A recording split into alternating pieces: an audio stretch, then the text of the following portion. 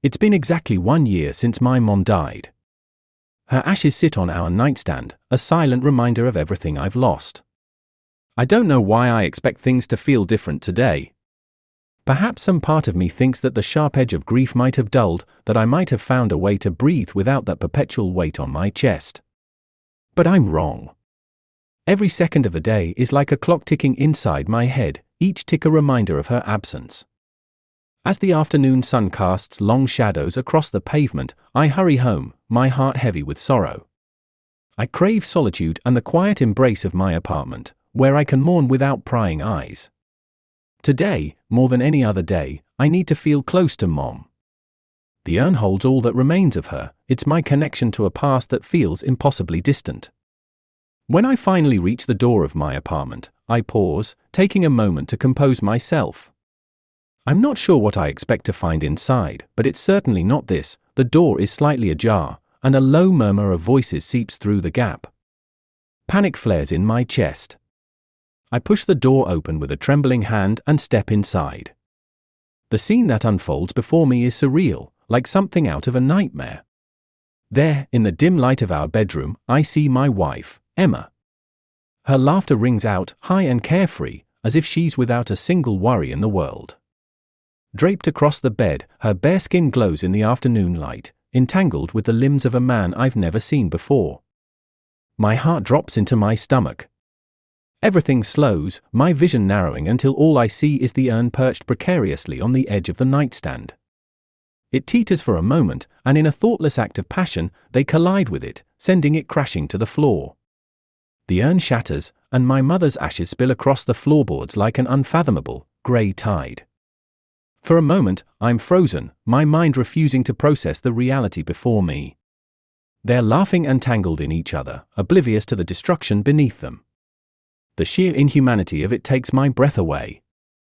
"What the hell are you doing?" My voice comes out strangled, barely more than a whisper. Emma's head snaps up, her eyes wide with shock and a flicker of something I can't quite place, guilt, perhaps, or maybe fear. The man beside her scrambles to cover himself, stammering something incoherent as he fumbles for his clothes. "Jake, it's not what it looks like," Emma begins, but her words falter under the weight of the obvious lie. I stagger back, my legs weak, as if the ground beneath me is shifting. My breath comes in shallow gasps, each one more painful than the last. My mother's ashes are scattered around their feet, and a part of me wants to scream, to lash out, to make them feel just a fraction of the pain that's consuming me. Instead, I find myself oddly calm, a cold clarity settling over me. "Get out," I say, my voice steadier now, though it trembles at the edges. The man scrambles for his pants, eyes darting between me and the exit as if he's calculating the fastest escape route. Emma, on the other hand, remains frozen, her eyes locked on mine, pleading silently for something I can't give her. "Get out!" I shout, my voice rising, filled with a rage that's been simmering beneath the surface for far too long. They both move then, a flurry of motion and hastily gathered belongings. Within moments, they're gone, leaving behind nothing but the shattered remains of my life. I'm left standing alone in the wreckage of what once was, surrounded by the evidence of my wife's betrayal and my mother's desecrated ashes. I sink to my knees, feeling the weight of it all crush down upon me. The world blurs around the edges as tears fill my eyes, but I refuse to let them fall. I can't afford to be weak, not now. Not when there's so much to be done. Rising shakily to my feet, I begin the grim task of collecting my mother's ashes, each movement deliberate and careful. As I work, a dark determination takes root within me, spreading through my veins like wildfire. This isn't over. Emma and her lover think they can just walk away, leaving chaos in their wake, but they're wrong. They've underestimated me, mistaking my silence for submission, my grief for weakness. As I gather the last of the ashes, I make a silent vow. I will not let this betrayal define me. I will not let them win. With the urn pieces gathered, I place them gently on the nightstand. I stand up and move to the window, staring out at the city beyond.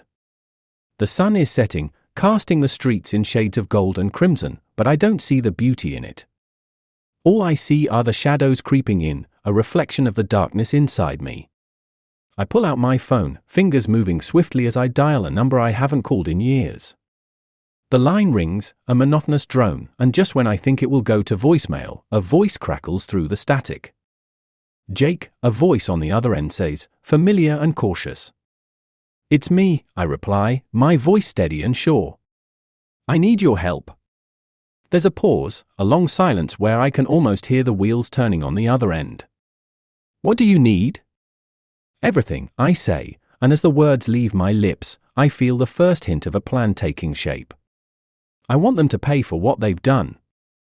The voice on the other end sighs, a heavy, knowing sound. "You're sure about this?" "Absolutely." "All right, then. Let's get started." I hang up, feeling the weight of the decision settle over me. This isn't just about revenge, it's about reclaiming what's mine, about rebuilding from the ashes. It's about justice. And so, as night falls over the city, I prepare for what comes next, knowing that this is only the beginning. The intrigue of what I've set in motion will unravel in the days to come, a tangled web of deception and retribution that I will navigate with precision and resolve. I stand alone in the gathering darkness, but for the first time in a long while, I don't feel powerless. I am a man on a mission, driven by the need to make things right. Tomorrow, the sun will rise on a new chapter of my life, a chapter where I am no longer a victim but a force to be reckoned with. Emma and her lover have no idea what's coming, and I intend to keep it that way until it's too late for them to escape. As I turn away from the window, I know one thing for certain: this is far from over. It's just the beginning. As I head down the familiar path to the bar on the corner of Baker Street, I feel a tension within me that is both exciting and terrifying. This is the place where I once felt invincible, surrounded by friends who stood by me through thick and thin. I know that returning here is the first step in setting things right, in reclaiming the life that has slipped through my fingers. The neon sign flickers above the entrance, casting a dull glow across the cracked pavement. I push the door open and am greeted by the warm, inviting hum of chatter and clinking glasses. The smell of stale beer and cigarette smoke fills the air, and it feels oddly comforting, like slipping into an old coat. "Jake!" A familiar voice calls out, cutting through the din. It's Sam, the bartender, and one of my oldest friends. He's a big guy with a bushy beard and a grin that lights up the room. He waves me over to the bar with a broad, welcoming smile. "Sam," I reply, forcing a smile as I make my way over to him. "It's good to see you." He studies my face for a moment, and I can tell he sees the strain etched into my features. "You look like you've been through the ringer, man. What's going on?" I lean in, lowering my voice. "It's been a rough day, Sam. I just found out Emma's been cheating on me." His expression shifts from concern to anger. "That's rough, Jake. You didn't deserve that. What are you going to do?" "I need your help," I say, looking him in the eye. "I'm not going to let this slide. I need to track down the guy she was with and teach him a lesson he won't forget." Sam nods slowly, understanding the gravity of what I'm asking. "All right, I know a few people who can help with that. But you need to be careful. This kind of thing can get messy real fast."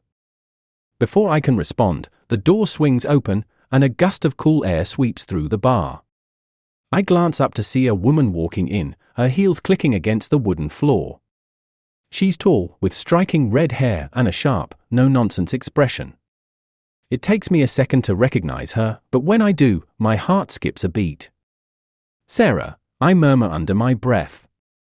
Sarah was once the star detective in the precinct where I used to work. We'd crossed paths a few times during investigations and even shared drinks on more than one occasion. I never expected to see her here.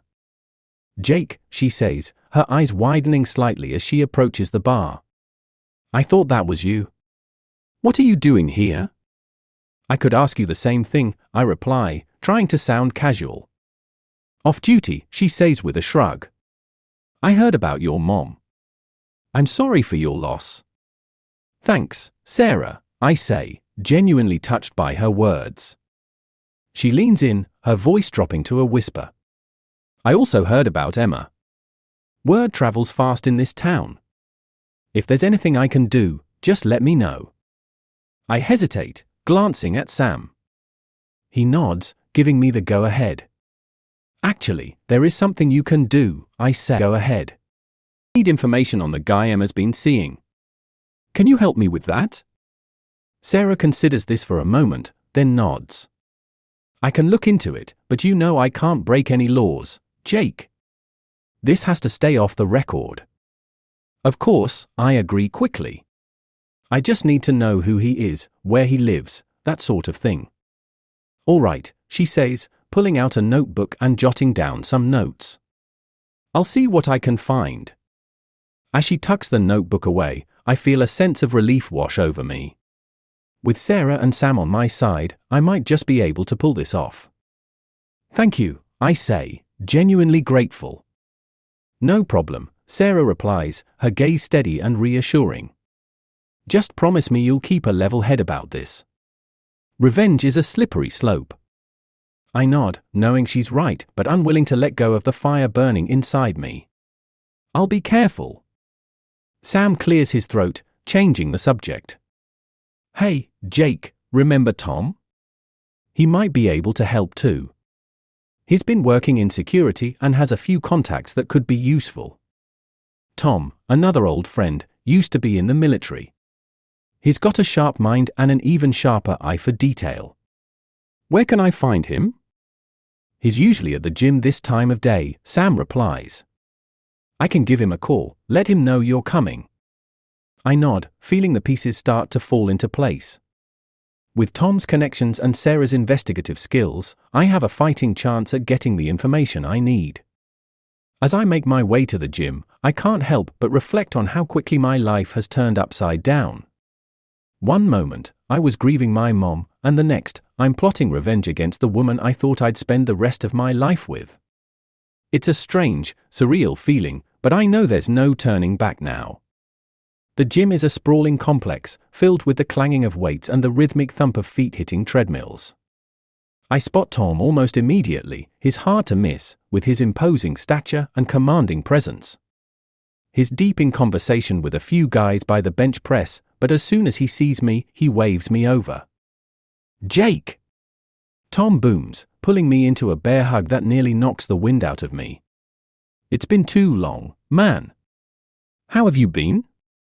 Could be better, I admit, explaining the situation in hushed tones. Tom listens intently, his expression growing serious. I can't believe she'd do something like that. You deserve better, Jake. Thanks, Tom. I'm hoping you can help me find the guy she's been with. Sam said you might have some connections that could come in handy. Tom nods, a determined look in his eyes. Yeah, I know some people who could help with that. I'll make a few calls. We'll find this guy.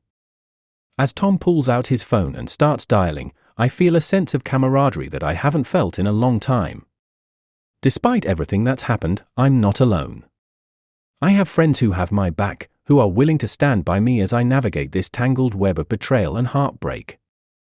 While Tom is on the phone, I glance around the gym, taking in the scene. People are focused on their workouts, oblivious to the storm brewing in my life. It's a strange feeling, knowing that the world keeps turning even when yours has come to a screeching halt. Tom finishes his call and turns back to me, his expression resolute. All right, I've got a lead on this guy. His name's Daniel, and he's been hanging around a lot at that new club downtown, Ember. I'll get you more details as soon as I can. Thanks, Tom, I say, feeling a flicker of hope. No problem, he replies, clapping me on the shoulder. We'll get through this, Jake. Just remember, we're all here for you. I leave the gym with renewed determination, knowing that I have allies in this fight. As I walk back to my apartment, I can't help but feel a sense of anticipation, a tingling in the air that tells me this is only the beginning of something much larger. When I reach my building, I pause, taking a deep breath before heading inside. The shattered urn still weighs heavily on my mind, a stark reminder of the betrayal I've suffered, but it also fuels my resolve. I won't let Emma and Daniel get away with what they've done. They've set the wheels in motion, and now it's my turn to take control. As I enter my apartment, I find myself staring at the empty space where the urn once stood. My mother's presence is still palpable, a comforting reminder that I'm not facing this battle alone. Her strength flows through me, and I know that whatever happens, I will honor her memory by standing tall, by fighting back. With a newfound sense of purpose, I sit down at my desk and begin mapping out my plan. There's much to be done, and time is of the essence. I know the road ahead is fraught with challenges, but I'm ready to face them head on. As the night stretches on, I make call after call, reaching out to every contact I can think of, gathering information, and building my case. It's exhausting work, but I'm driven by a need for justice, a desire to see those who have wronged me brought to their knees. By the time the first light of dawn creeps through the window, I'm weary but resolute. I have a plan, a path forward, and I'm ready to see it through to the end. This is only the beginning. There are secrets to uncover, truths to reveal, and a reckoning on the horizon that will shake the very foundations of everything I once knew. I'm ready to face whatever comes next. The fight has just begun. The night is dark and the air is thick with anticipation as I approach the entrance of Ember, the newest club in town. It's a sleek, modern building with a line of people snaking around the block, eager to lose themselves in the pulsing music and dimly lit atmosphere. Tonight, though, I'm not here for fun. I'm here to find Daniel and start putting my plan into action. As I stand in line, the bass from inside vibrates through the ground and into my bones. The night feels alive with possibilities, and my heart races in time with the music. I scan the crowd, searching for any sign of the man who has thrown my life into chaos. The bouncer, a mountain of a man with a clipboard and a stern expression, nods me inside. I step through the doors, and I'm immediately hit by a wave of sound and light. The club is packed, bodies swaying to the rhythm of the DJ's beats, laughter and chatter mingling with the music. I make my way to the bar, weaving through the crowd with a determined focus. Sam's words echo in my mind. Daniel has been hanging around here. He's the key to unraveling the mess Emma has made of my life. As I lean against the bar, I catch the bartender's attention, a young woman with bright pink hair and a tattoo sleeve that runs up her arm. "What can I get you?" she asks, her voice barely audible over the music. "A beer," I reply, keeping my tone casual. "And maybe some information." She raises an eyebrow, intrigued. "What kind of information wronged me brought to their knees?" "I'm looking for someone. Goes by the name Daniel." "You seen him around?" The bartender smirks, pouring my drink with a practiced hand. "You and half the city are looking for Daniel. He's a popular guy these days." "Is he here tonight?"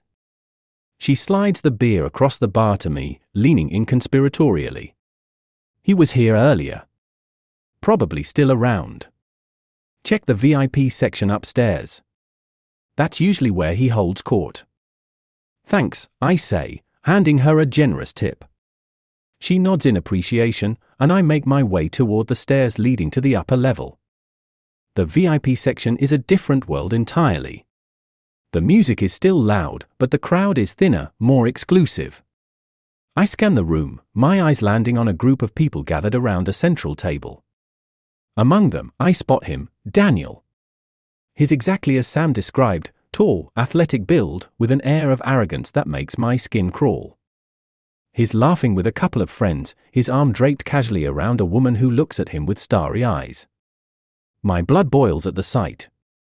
This is the man who shattered my world, who dared to desecrate my mother's memory with his reckless disregard. I approach the table, my steps sure and my heart pounding in my chest. Daniel's gaze shifts, meeting mine with a flicker of recognition. He looks me over, assessing the threat I might pose, and then he smirks, as if daring me to make a move. "Jake, right," he says, his voice smooth and unbothered. "Emma's husband." I clench my jaw, fighting to keep my emotions in check. "That's right." He leans back in his chair, his expression amused. "I was wondering when you'd show up. Emma told me you were passionate." "Passionate?" I repeat, my voice low and dangerous. "Is that what you call it?" Daniel shrugs, sipping his drink with infuriating nonchalance. Look, man, it's nothing personal. Emma was just looking for something you couldn't give her. I feel a surge of anger, but I force myself to stay calm. I need information, not a scene. You know she's my wife, right? Daniel laughs, a sound that grates on my nerves. She's made her choice, Jake. Maybe it's time you made yours.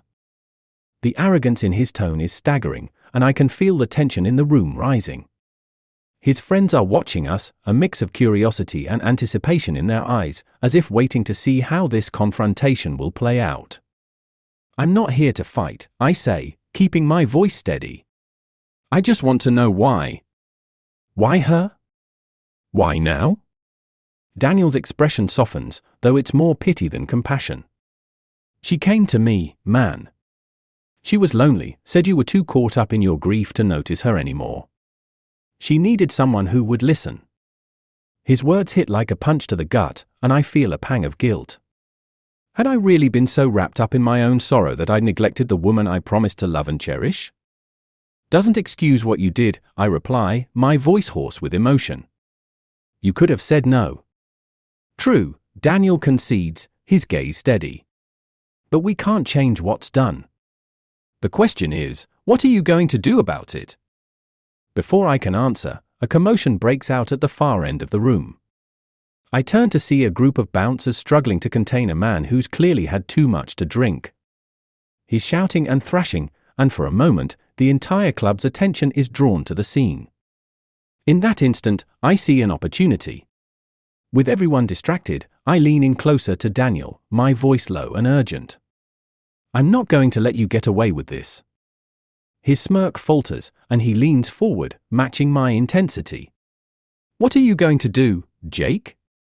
Ruin me? Good luck. I've got connections. People who will make your life hell if you try. I meet his gaze, unflinching. We'll see about that. With those words, I turn and make my way back down the stairs, my mind racing with possibilities. Daniel may think he's untouchable, but I've faced bigger challenges before. I'm not afraid of him or his so-called connections. As I exit the club, the cool night air hits me, and I take a deep breath, letting it fill my lungs and clear my head. I need to think, to plan my next move carefully. Suddenly, a hand grasps my shoulder, and I spin around, ready for another confrontation. But it's Sarah, her expression one of concern and determination. I saw what happened in there, she says, her voice steady. You okay? I nod, grateful for her presence. Yeah. I just needed to see him, to understand what I'm dealing with. He's not going to make this easy for you, she warns. Daniel's connected, and he won't hesitate to use those connections to protect himself. I know, I reply, determination settling in my chest. But I'm not backing down. Sarah hesitates, then nods. All right. Let's do this the right way. We'll gather evidence, find out who he's connected to, and hit him where it hurts. Legally. I appreciate her approach, even if my instincts scream for a more immediate form of justice. Thanks, Sarah. I could use your help. You've got it, she says, offering a reassuring smile. We'll get through this, Jake. And when we do, you'll come out stronger on the other side. Her words bolster my resolve, and as we part ways, I feel a renewed sense of purpose. This fight isn't just about Emma and Daniel. It's about reclaiming my life, my dignity, and ensuring that those who betray trust face the consequences of their actions. As I walk home, the city lights casting a warm glow on the streets, I know that the battle ahead will be difficult. But I'm ready for whatever comes next. And I'm not alone. With Sam, Sarah, and Tom by my side, I have allies I can trust. Together, we'll navigate this labyrinth of deceit and betrayal, uncover the truth, and find justice. The days following my confrontation with Daniel pass in a blur of strategy meetings and late-night phone calls. With Sarah's investigative prowess, Tom's connections, and Sam's unwavering support, I feel more prepared than ever to take on Daniel and Emma. The truth is within reach, and I'm determined to expose it. Tonight, we've arranged a meeting at Sarah's apartment to go over the final details of our plan. As I step inside, the familiar faces of my friends greet me, their expressions a mix of determination and concern. "Jake," Sarah begins, her tone serious, "we've gathered a lot of evidence over the past week. Financial records, phone logs, and even some surveillance footage. It's enough to paint a pretty damning picture of Daniel's activities." "And Emma?" I ask, my voice strained. Sarah hesitates, then nods. There's evidence suggesting she's been involved in some of Daniel's schemes. It looks like it wasn't just an affair, they were partners in more ways than one. The revelation hits me like a punch to the gut. I'd suspected Emma's betrayal, but hearing it confirmed is another thing entirely. "What kind of schemes are we talking about?" Tom steps forward, a file in his hand. "Money laundering, fraud, and some pretty shady business deals. Daniel's been using his connections to cover his tracks, but we've got enough to take him down." I nod, feeling a mix of anger and relief. "What's the plan?" "We need to confront them," Sarah says. "We've arranged a meeting with Daniel at his office. It's time to lay everything out and see how he reacts. With the evidence we have, he won't be able to deny it." The tension in the room is palpable as we finalize our strategy. When everything is set, we head out, each step bringing us closer to the moment of truth. Daniel's office is located in a sleek, modern building downtown. We enter through the glass doors, the receptionist barely glancing up as we make our way to the elevator. The ride up is silent, each of us lost in our thoughts. When the elevator doors open, we step out into a spacious, well-appointed office. Daniel is waiting for us, leaning casually against his desk. His expression is one of confident amusement, as if he's already won. "Jake," he greets me with a smirk. "Sarah." "To what do I owe the pleasure?" "We know what you've been up to, Daniel," Sarah says, her voice cold and professional. "And we have the evidence to prove it." Daniel's smile falters, but he quickly recovers. "I don't know what you're talking about." "Don't play dumb," Tom interjects, tossing the file onto the desk. "We've got everything, financial records, phone logs, surveillance footage." "It's over, Daniel." Daniel's eyes narrow as he flips through the file. "You think this will hold up in court?" "You're dreaming." "We don't need to take this to court," I say, stepping forward. "We just need to expose you. Your reputation, your connections, they'll all crumble once the truth is out." A flicker of fear crosses Daniel's face, but he quickly masks it with anger. "You're making a big mistake, Jake. You have no idea who you're dealing with." Before I can respond, the door opens and Emma walks in. She freezes when she sees us, her eyes wide with shock and guilt. "Emma," I say, my voice strained. "It's over. We know everything." She looks at Daniel, then back at me, her face pale. "Jake, Save it," I interrupt, the betrayal cutting deep. "I trusted you. I loved you. And this is how you repay me?" Emma's eyes fill with tears, but she doesn't deny it. "I'm sorry, Jake. I never wanted it to end like this." "Well, it did," I say, my voice hard. "You made your choices. Now you have to live with them." The room is silent as the weight of my words sinks in. For a moment, no one moves or speaks, the tension thick enough to cut with a knife. Finally, Daniel breaks the silence. "You're not going to get away with this. I'll make sure of it." "Actually, you're the one who's not getting away," Sarah replies, pulling out her phone. "I've already sent the evidence to the authorities. They'll be here any minute." Daniel's face contorts with rage, and he lunges at Sarah. Tom intercepts him, his military training evident as he effortlessly subdues Daniel and pins him to the ground. "You're finished, Daniel," Tom says, his voice calm and steady. "It's over." Emma sinks into a chair, her face buried in her hands. "I'm so sorry, Jake," she sobs. "I never meant for any of this to happen.